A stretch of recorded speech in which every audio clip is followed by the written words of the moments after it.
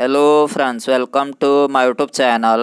दोस्तों, इस वीडियो के अंदर अभी हम लोगों के जनरल नॉलेज यानी सामान्य ज्ञान के टॉप 40 क्वेश्चन देखने वाले हैं, जो कि आपके एग्जाम में पूछे जाने की संभावना सबसे अधिक है। तो आप इस वीडियो को बहुत ध्यान से लास्ट तक देखिए। चैनल पर नया है तो चैनल को सब्सक्राइब करें, जो पास वाले घंटे का निशान है उसे भी ऑन कर दें, ठीक है। तो चलिए शुरू करते हैं। देखिए, यहाँ पर हमारा पहला क्वेश्चन है, पृथ्वी तथा सूर्य के बीच न्यूनतम दूरी कब होती है। तो देखिए, पृथ्वी और सूर्य के बीच जो न्यूनतम दूरी होती है वो होती है 3 जनवरी को, जिसे उपसौर के नाम से जाना जाता है, ठीक है। और पृथ्वी और सूर्य के बीच अधिकतम दूरी कब होती है। तो देखिए, अधिकतम दूरी जो है ये होती है 4 जुलाई को, जिसे उपसौर के नाम से जाना जाता है, ठीक है। न्यूनतम दूरी 3 जनवरी को होती है, जिसे उपसौर के नाम से जाना जाता है। अधिकतम दूरी 4 जुलाई को होती है, जिसे ऑफशोर के नाम से जाना जाता है, ठीक है। अगला क्वेश्चन देखिए, क्वेश्चन नंबर 2 है, राज्यों में राष्ट्रपति शासन संविधान के किस अनुच्छेद के तहत लगाया जाता है। तो देखिए, राज्यों में जो राष्ट्रपति शासन लगाया जाता है वो लगाया जाता है अनुच्छेद 356 के अंतर्गत, ठीक है। बी करेक्ट हो जाएगा। राष्ट्रीय आपातकाल किस अनुच्छेद के अंतर्गत लगाया जाता है। तो देखिए, राष्ट्रीय जो आपातकाल लगाया जाता है वो लगाया जाता है अनुच्छेद 352 के अंतर्गत, ठीक है। और वित्तीय आपातकाल ये लगाया जाता है अनुच्छेद 360 के अंतर्गत, ठीक है। अगला क्वेश्चन है, वर्तमान में किस टेलीकॉम कंपनी ने नेटवर्क क्षमता को बढ़ाने के लिए नोकिया के साथ समझौता किया है।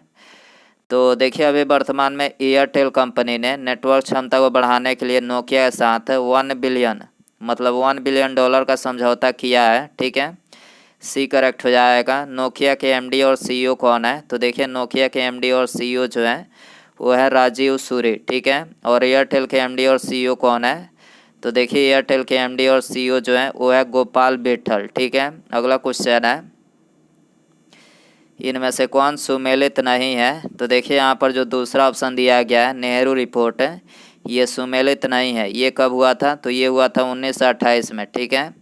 और बाकी के 3 ऑप्शन करेक्ट हैं। लखनऊ पैक्ट 1916 में हुआ था, पूना पैक्ट 1932, सविनय अवज्ञा आंदोलन ये हुआ था 1930 में, ठीक है। अगला क्वेश्चन है, वित्तीय आपात प्रथम बार में कितने दिनों तक लगाया जाता है। तो देखिए, वित्तीय आपात जो प्रथम बार में लगाया जाता है, आप सभी को पता है कि वित्तीय आपात यह अनुच्छेद 360 के अंतर्गत लगाया जाता है और ये अनिश्चित काल यानी कितने भी टाइम के लिए लगाया जा सकता है, ठीक है। डी करेक्ट हो जाएगा।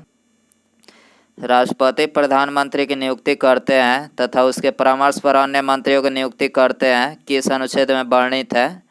तो देखिए, इसका जो वर्णन किया गया है वो किया गया अनुच्छेद 75 में, ठीक है। सी करेक्ट हो जाएगा।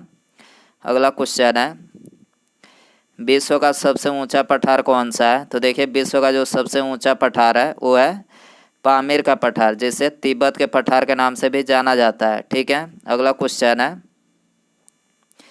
आरबीआई ने म्यूचुअल फंड कंपनियों को कितने करोड़ रुपए देने की घोषणा की है। तो देखिए, आरबीआई ने म्यूचुअल फंड कंपनियों को ये 50,000 करोड़ रुपए जो है देने की घोषणा की है, ठीक है। बी करेक्ट हो जाएगा। आरबीआई के वर्तमान गवर्नर कौन है। तो देखिए, आरबीआई के जो वर्तमान गवर्नर है वो है शक्तिकांत दास, जो कि 25वें नंबर के गवर्नर हैं, ठीक है। अगला क्वेश्चन है, उत्तरी ध्रुव पर भारतीय तिरंगा फहराने वाली प्रथम महिला कौन थी। तो देखिए, उत्तरी ध्रुव पर भारतीय तिरंगा फहराने वाली जो प्रथम महिला थी उनका नाम था प्रीति सेन गुप्ता, ठीक है। ये करेक्ट हो जाएगा। अगला क्वेश्चन है, अंतर्राष्ट्रीय न्यायालय में न्यायाधीशों की संख्या कितनी होती है। तो देखिए, अंतर्राष्ट्रीय न्यायालय में जो न्यायाधीशों की संख्या होती है वो होती है 15, ठीक है। डी करेक्ट हो जाएगा। अगला क्वेश्चन है, भारतीय राजनीति व्यवस्था में निम्नलिखित में से किसका सर्वोच्च स्थान होता है। तो देखिए, भारतीय राजनीति व्यवस्था में जो सर्वोच्च स्थान होता है वो होता है संविधान का, ठीक है। सी करेक्ट हो जाएगा। अगला क्वेश्चन है, भारतीय संविधान के किस अनुच्छेद में राज्यपाल की नियुक्ति का प्रावधान किया गया है। तो देखिए, राज्यपाल की नियुक्ति का जो प्रावधान किया गया है वो किया गया है भारतीय संविधान के अनुच्छेद 155 में, ठीक है। डी करेक्ट हो जाएगा। अगला क्वेश्चन है, वर्तमान में एनटीपीसी ने किस राज्य में हाइड्रोजन कार और बस लाने के लिए परियोजना की शुरुआत की है। तो देखिए, अभी वर्तमान में एनटीपीसी ने ये लेह और नई दिल्ली यानी इन 2 राज्यों में हाइड्रोजन कार और बस लाने के लिए जो है परियोजना की शुरुआत की है। ठीक है, सी करेक्ट हो जाएगा। अगला क्वेश्चन है एनटीपीसी का फुल फॉर्म क्या है? तो देखिए एनटीपीसी का जो फुल फॉर्म है वो है national thermal power corporation limited.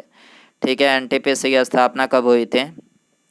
तो एनटीपीसी की जो स्थापना हुई थी वो हुई थी 7 नवंबर 1975 को जो है एनटीपीसी की स्थापना हुई थी और इसका मुख्यालय नई दिल्ली में स्थित है। ठीक है, अगला क्वेश्चन है खिलाफत आंदोलन के प्रमुख नेता निम्नलिखित में से कौन थे? तो देखिए खिलाफत आंदोलन के जो प्रमुख नेता थे वो थे मोहम्मद अली और शौकत अली। ठीक, मोहम्मद अली और शौकत अली जो थे ये खिलाफत आंदोलन के प्रमुख नेता थे। ठीक है, डी करेक्ट हो जाएगा। इजराइल की पार्लियामेंट को किस नाम से जाना जाता है? तो देखिए इजराइल की पार्लियामेंट को ये जाना जाता है नेसेट के नाम से। ठीक है, सूरा किस देश का पार्लियामेंट है? तो सूरा जो है ये अफ़गानिस्तान का पार्लियामेंट है। ठीक है, और डाइट जो है ये जापान का पार्लियामेंट है। ठीक है, निम्नलिखित में से कौन सा मौर्य शासक अमित्रघात के नाम से जाना जाता था? तो देखिए अमित्रघात के नाम से जो जाने जाते थे उनका नाम था बिंदुसार। ठीक, बिंदुसार जो थे ये अमित्रघात के नाम से जाने जाते थे। ठीक है, ए करेक्ट हो जाएगा। भारतीय संविधान के किस भाग में पंचायती राज से संबंधित प्रावधान सम्मिलित किया गया है? तो देखिए भारतीय संविधान के भाग 9 में जो है ये पंचायती राज से संबंधित प्रावधान सम्मिलित किया गया है। ठीक है, डी करेक्ट हो जाएगा। पंचायती राज सबसे पहले किस राज्य में लागू हुआ था? तो देखिए पंचायती राज सबसे पहले ये राजस्थान के नागौर जिले में लागू हुआ था। ठीक है, अगला क्वेश्चन है मानव शरीर में किस तत्व की मात्रा सबसे अधिक होती है? तो देखिए मानव शरीर में जो सबसे अधिक मात्रा में होती है वो होती है ऑक्सीजन। ठीक है, सी करेक्ट हो जाएगा। अगला क्वेश्चन है कोविड-19 रोगियों की सेवा के लिए कर्मी बोट नामक रोबोट कहाँ पर स्थापित किया गया है? तो देखिए कर्मी बोट नामक जो रोबोट स्थापित किया गया है वो किया गया है केरल राज्य में। ठीक है, केरल के मुख्यमंत्री कौन है? तो देखिए केरल के जो मुख्यमंत्री हैं वो है पिनराई विजयन। ठीक है, केरल के राज्यपाल कौन है? तो आरिफ मोहम्मद खान जो है ये केरल के राज्यपाल हैं। ठीक है, अगला क्वेश्चन है भारत में गरीबी हटाओ का नारा किस पंचवर्षीय योजना के अंतर्गत दिया गया था? तो देखिए भारत में जो गरीबी हटाओ का नारा दिया गया था वो दिया गया था 5वीं पंचवर्षीय योजना कार्यकाल के दौरान। ठीक है, 5वीं पंचवर्षीय योजना कार्यकाल कब से कब तक रहा था? तो 5वीं पंचवर्षीय योजना जो कार्यकाल रहा था वो रहा था 1974 से 1979 तक। ठीक है, अगला क्वेश्चन है खजुराहो के प्रख्यात मंदिर किस शैली के उदाहरण हैं? तो देखिए खजुराहो के जो प्रख्यात मंदिर हैं ये नागर शैली के उदाहरण है। ठीक है, ये करेक्ट हो जाएगा। अगला क्वेश्चन है उत्तर कोरिया और दक्षिण कोरिया के बीच की सीमा रेखा को किस नाम से जाना जाता है? तो देखिए उत्तर कोरिया और दक्षिण कोरिया के बीच की सीमा रेखा को ये जाना जाता है 38वीं समानांतर रेखा के नाम से। ठीक है, सी करेक्ट हो जाएगा। अगला क्वेश्चन है कोविड-19 अनुसंधान के लिए बिलोकना सर्च इंजन किस राज्य ने विकसित किया है? तो देखिए कोविड-19 अनुसंधान के लिए बिलोकना सर्च इंजन जो है ये विकसित किया है केरल राज्य ने। ठीक है, बिलोकना सर्च इंजन जो है ये कोविड-19 के बारे में जानकारी मुहैया कराता है। ठीक है, भारतीय संविधान के किस अनुच्छेद का उपयोग अभी तक नहीं किया गया है? तो देखिए भारतीय संविधान के अनुच्छेद 360 का उपयोग जो है अभी तक नहीं किया गया है। अनुच्छेद 360 क्या है? तो ये वित्तीय आपातकाल है जिसका प्रयोग जो है अभी तक एक बार भी नहीं किया गया है। ठीक है, अगला क्वेश्चन है 2020 के ओलंपिक खेलों की मेज़बानी निम्नलिखित में से कौन सा देश करेगा? तो देखिए 2020 के ओलंपिक खेलों की जो मेज़बानी करेगा वो करेगा टोक्यो जापान। ठीक है, बी करेक्ट हो जाएगा। हाइड्रोक्लोरोक्विन किसकी दवा है? तो देखिए हाइड्रोक्लोरोक्विन जो है ये मलेरिया की दवा है। ठीक है, जिसका प्रयोग कोविड-19 यानी कोरोना वायरस के इलाज में किया गया है। ठीक है, अगला क्वेश्चन है भारतीय राष्ट्रीय कांग्रेस का एकमात्र अधिवेशन जिसकी अध्यक्षता महात्मा गांधी जी ने किया था। तो देखिए महात्मा गांधी जी ने ये बेलगांव अधिवेशन 1924 की अध्यक्षता की थी। ठीक है, ये करेक्ट हो जाएगा। अगला क्वेश्चन है निम्नलिखित में से कौन सी गैस है जो धान के खेतों से उत्सर्जित होता है तथा भूमि के तापमान में वृद्धि करता है? तो देखिए यह है मीथेन गैस जो कि धान के खेतों से उत्सर्जित होता है और भूमि के तापमान में वृद्धि करता है। ठीक है, बाल किस विटामिन की कमी से गिरते हैं? तो देखिए बाल जो है ये विटामिन B7 की कमी से गिरते हैं। ठीक है, बी करेक्ट हो जाएगा। अगला क्वेश्चन है, अंडमान और निकोबार द्वीप समूह की सर्वोच्च चोटी निम्नलिखित में से कौन सी है? तो देखिए अंडमान और निकोबार द्वीप समूह की जो सर्वोच्च चोटी है वो है सैडल पीक है। ठीक, सैडल पीक जो है ये अंडमान और निकोबार द्वीप समूह की सर्वोच्च चोटी है। ठीक है, बी करेक्ट हो जाएगा। अगला क्वेश्चन है, बैलाडीला किसके उत्पादन के लिए प्रसिद्ध है? तो देखिए बैलाडीला जो है ये लौह अयस्क के उत्पादन के लिए प्रसिद्ध है। ठीक है, डी करेक्ट हो जाएगा। अगला क्वेश्चन है, फैदोमीटर का उपयोग किसे मापने के लिए किया जाता है? देखिए ये फैदोमीटर होगा। ठीक है, तो फैदोमीटर का जो उपयोग किया जाता है वो किया जाता है समुद्र की गहराई मापने के लिए। ठीक है, डी करेक्ट हो जाएगा। वर्षा किसके द्वारा मापा जाता है? तो देखिए वर्षा जो है ये मापा जाता है यूडोमीटर के द्वारा। ठीक है, भूकंप रिएक्टर स्केल के द्वारा मापा जाता है। और ध्वनि की तीव्रता ये मापा जाता है ऑडियोमीटर के द्वारा। ठीक है, अगला क्वेश्चन है,